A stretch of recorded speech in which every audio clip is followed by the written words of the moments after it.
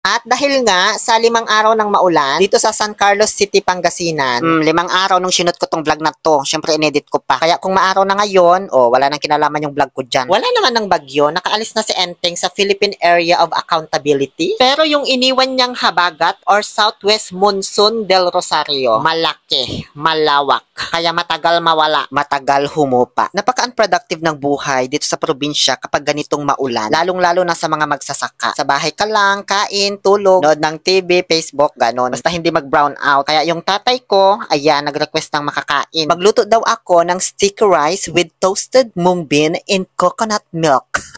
Di ba napaisip ka? Di mo na gets agad. Dinataang monggo or lilot balatong, pinasosyal ko lang yung tawag. So, habang siniset up ko tong paglulutuan ko, kumukuha naman na ng kahoy yung tatay ko. Naghahanap siya ng mga tuyo kasi nabasa lahat ng mga panggatong namin. Siya din kasi pagpaparlangin ko ng dalikan kasi siya naman nakaisip nito eh. Ayan inumpisahan na niya agad. Wala pa naman akong ilalagay.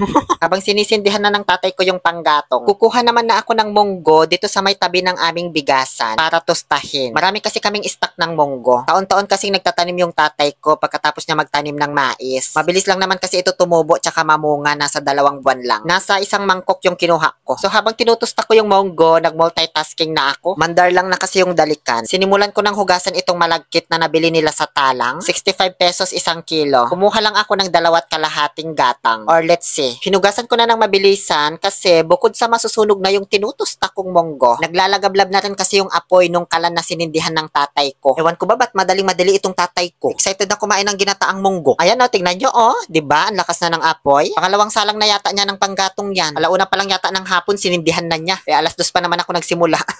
Buti na lang itong nanay ko marunong din makiramdam, Siya na nagtuloy maghalo nung tinutusta kong munggo kasi napabayaan ko na. Patingin nga, nay, baka naging abon na. Pwede na to. Tamang-tama lang yung pagka-cremate.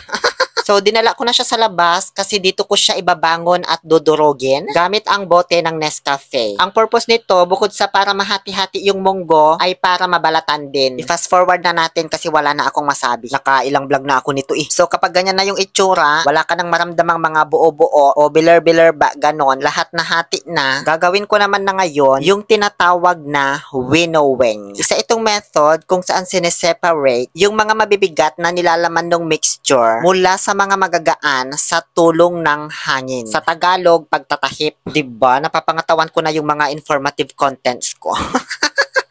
Isa pala ako guys sa mga pinakamagagaling na magtahip na tao sa buong mundo. Mas magaling pa ako sa mga lola ninyo. Kaya wag nyo akong i-underestimate.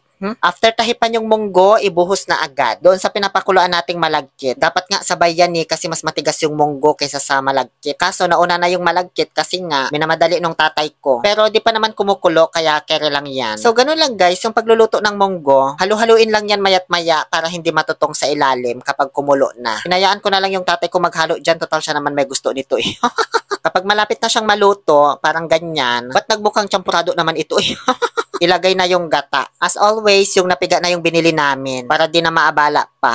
Aray ko, apuldak na ulit.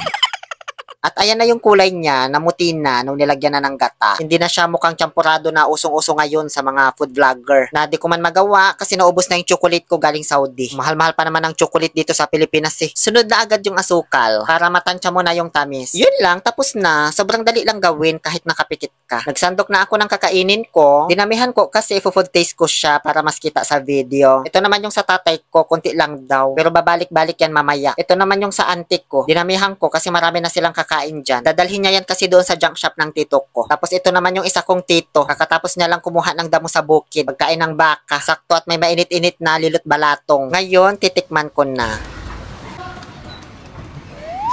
Masarap naman siya, mabango. Pero parang nasobrahan ko sa asukal. Medyo matamis sa panlasa ko. Hindi ko inubos, naka 5 kutsara lang yata ako. Hindi man kasi talaga ako mahilig sa ganitong mga pagkain. Mahilig lang ako magluto talaga. Satisfaction ko kasi yun. Kapag nakakapagluto ako ng kakanin o malagkit, nilagay ko na lang sa rep yung natira ko. Pagtila ng ulan, napansin kong ang dami ng bunga ng kamyas. Dito sa may tapat ng tindahan ng lola ko. Natukso akong pitasin tuloy. Nakakatuwa kasi tignan, ang daming bunga, kumpul-kumpul. Pero wala naman ang kinalaman ito sa vlog natin ngayon. Pinakita ko lang sa inyo. Maraming salamat po sa panonood. Muli ito po ang inyong Happy Pill Oliver Castro na nagsasabing, no to toxicity, let's make people happy.